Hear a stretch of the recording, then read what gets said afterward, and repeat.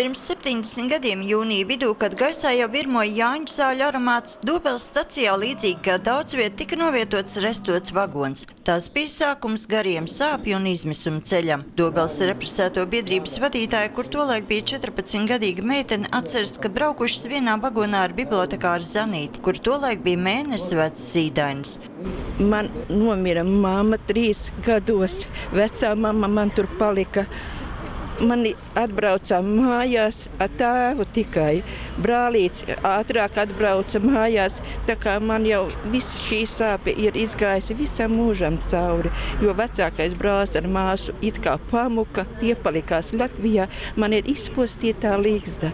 Liktenis pilējums viņām atgriezties, un lielā mērā viņas pat to ir pateicīgas kādam vienkāršam šoferītim. Mēs bijām Sovhozā, pateicoties krievu cilvēkam, svešam šoferim, kurš ieveda Zanītes dēļ Sovhozā.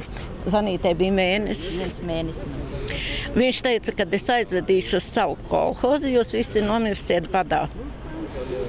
Un viņš mūs ieveda Sovhozā. Dobeles represēto biedrībā pašlaik ir vairs tikai 47 biedri, un viņu skaits ar katru gadu kļūst aizvien mazāks. Piemiņas pasākumā lielākoties pulcējās jau Sibīrijā dzimušie bērni, kur skaudro vēstures patiesību cenšas nodot tālāk. Tas man māsas dēls, tie man māsas mazbērni, un šodien izkārta karogu, un bērni prasa, kāpēc karogs tiek izlikts, un kāpēc karogam ir melnā lenta, un tāpat tas ir kāpēc 25. martā. Tā mēs stāstīsim. 1941. gada deportācijās no Latvijas tika izvesti vairāk nekā 15 000 cilvēku. Bāliņ, bāleliņ, ai bāliņ mans, kāds ir tavs liktenis, kur ir tavs kaps? Sandra Leitāne, Andris Pāns, TV Spektrs.